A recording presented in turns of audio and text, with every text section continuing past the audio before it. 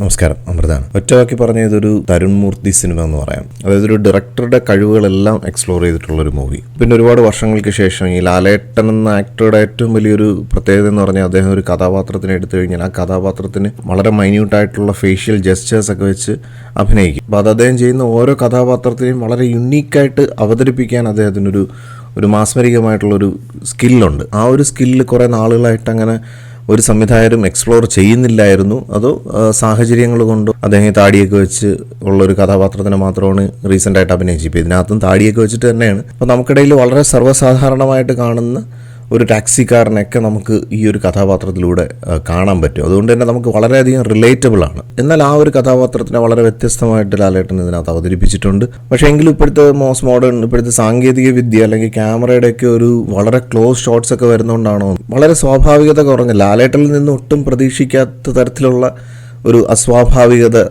പല സ്ഥലങ്ങളിലും അഭിനയ സ്ഥലങ്ങളിലും തോന്നിയിട്ടുണ്ട്. ഇത് ഈ സിനിമയിലെ നല്ല ചില സിനിമകളിലൊക്കെ തോന്നിയിട്ടുണ്ട്. അപ്പോൾ അതുകൊണ്ട് തന്നെ വളരെ ക്ലോസപ്പ് ഷോട്ടുകളിലൊക്കെ ചെറിയൊരു ടൈമിംഗ് ഇഷ്യൂസൊക്കെ വന്നു കഴിഞ്ഞാൽ ഇപ്പോൾ 4K സ്ക്രീനിലൊക്കെ കാണുമ്പോഴത്തേക്ക് അതിൻ്റെ പോരായ്മകളെല്ലാം നമുക്ക് വളരെ വ്യക്തമായിട്ട് എടുത്ത് കാണിക്കും. അപ്പോൾ അങ്ങനെ കുറച്ച് പോരായ്മകളൊക്കെ എനിക്ക് ഈ സിനിമയിൽ തോന്നി. ഇപ്പം ഞാനിത് എടുത്തു പറയാൻ കാരണം ഈ സിനിമയെക്കുറിച്ചുള്ള റിവ്യൂവേഴ്സിൻ്റെ ഒരു തള്ളി മറിക്കലൊക്കെ കണ്ടപ്പോഴത്തേക്ക് അതിനും മാത്രം ഒരു സംഭവമായിട്ടൊന്നും എനിക്ക് തോന്നിയില്ല. പിന്നെ ലാലേട്ടൻ കുറേ നാളുകളായിട്ട് ഇത്തരത്തിലുള്ള ഒരു സാധാരണക്കാരനെ റെപ്രസെൻ്റ് ചെയ്യുന്ന ഒരു കഥാപാത്രം അദ്ദേഹം കുറേ നാളുകളായിട്ട് ചെയ്തിട്ടില്ല. അപ്പോൾ അങ്ങനെ വന്നപ്പോൾ അതിലൊരു വളരെ വ്യത്യസ്തതയുണ്ട്. അത് നന്നായിട്ട് അദ്ദേഹം ആ ഒരു ക്യാരക്ടറിനെ ഉൾക്കൊണ്ട് അവതരിപ്പിച്ചിട്ടുണ്ട്. അതിൻ്റേതായിട്ടുള്ളൊരു ഇമ്പാക്റ്റ് തിയേറ്ററിൽ കിട്ടി. പിന്നെ എടുത്തു പറയേണ്ടത് ഇതിൻ്റെ സീൻ എലിവേഷനൊക്കെ ചെയ്തിരിക്കുന്നത്, അതായത് ബാക്ക്ഗ്രൗണ്ട് സ്കോർ ചെയ്തിരിക്കുന്നത് ജെയ്ക്സ് ബിജോയാണ്. നമുക്കറിയാം ഒരു സീനിനെ അങ്ങോട്ട് ലിഫ്റ്റ് ചെയ്ത് കൊണ്ടുപോകുന്ന തരത്തിലുള്ള സംഭവങ്ങളൊക്കെ ഇതിൻ്റെ ബാക്ക്ഗ്രൗണ്ട് സ്കോർ വെച്ച് നന്നായിട്ട് പിടിച്ചിട്ടുണ്ട് ജെയ്ക്സ് ബിജോയ്. അത് നമ്മൾ അയ്യപ്പനും കോശിയിലൊക്കെ കണ്ടതാണ്. അത് ആ ഒരു ഫോക്ലോറൊക്കെ വെച്ചുള്ളൊരു പെട്ടപ്പെന്ന് പറഞ്ഞാൽ അദ്ദേഹത്തിൻ്റെ മാത്രം ഒരു മാന്ത്രികമായിട്ടുള്ളൊരു സംഭവമാണ്. അത് നമുക്ക് അറ്റ്മോസിൽ ഭയങ്കര ഒരു തിയേറ്റർ എക്സ്പീരിയൻസും തരുന്നുണ്ടായിരുന്നു. പിന്നെ എടുത്ത് പറയേണ്ടത് ഇതിൻ്റെ സിനിമാറ്റോഗ്രാഫിയാണ്. വളരെ കളർഫുള്ളായിട്ടൊക്കെയാണ് ഷൂട്ട് ചെയ്ത് വെച്ചിരിക്കുന്നത്. അപ്പോൾ അതുകൊണ്ട് തന്നെ നമുക്കൊരു ത്രൂ ഔട്ട് കണക്റ്റ് ആവും. അത് ഡയറക്ടോറിയൽ സ്കില്ലായിട്ട് ഞാൻ അതിനെ കാണുന്നുള്ളൂ. അതായത് തിരക്കഥയിലെ ഒരു മാജിക്കാണ്. തുടക്കം മുതൽ നമ്മൾ സ്ലോ പേസിൽ അങ്ങനെ കൊണ്ടുപോയി ഒരു ഫാമിലിയുടെ കാര്യങ്ങളും അവരുടെ ഓരോരോ കഥാപാത്രങ്ങൾ എങ്ങനെ എസ്റ്റാബ്ലിഷ് ചെയ്തൊക്കെ വന്നതിന് ശേഷം പിന്നെ സെക്കൻഡ് ഹാഫ് വരുമ്പോഴാണ് സിനിമയുടെ ആ ഒരു ഹാർഡ് കോറിലോട്ട് നമ്മൾ എത്തുന്നത്.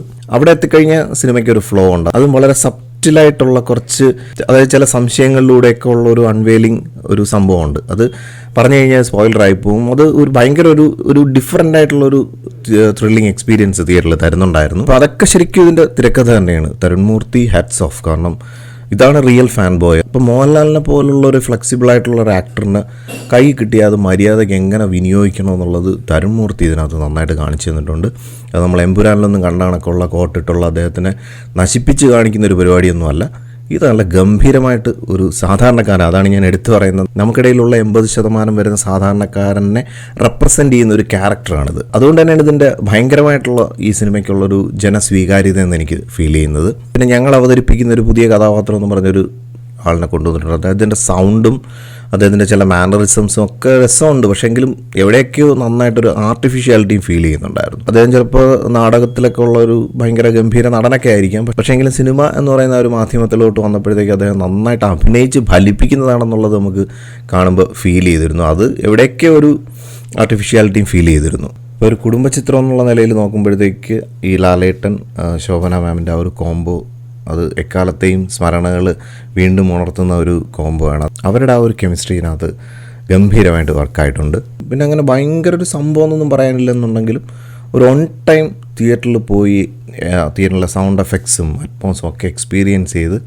നല്ലൊരു തിയേറ്റർ അനുഭവം സമ്മാനിക്കുന്ന ഒരു സിനിമയാണ്. അതിന് full credits to director Tarun Moorthy. അദ്ദേഹത്തിൻ്റെ തിരക്കഥ തന്നെയാണ് ഇത്. അദ്ദേഹത്തിൻ്റെ തിരക്കഥയല്ല, മറ്റൊരാളുടെ കണ്ട് തിരക്കഥയാണ്. ഇനി അതിനകത്ത് അദ്ദേഹത്തിൻ്റെയും കൂടെ ഒരു ഇൻവോൾവ്മെൻറ്റ് നന്നായിട്ട് വന്നിട്ടുണ്ട്. അപ്പോൾ അതാണ് ഈ ഒരു മൂവിയുടെ റിയൽ മാജിക് എന്ന് പറയുന്നത്.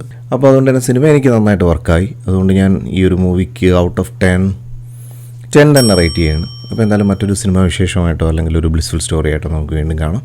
Thank you for watching and thank you for supporting me.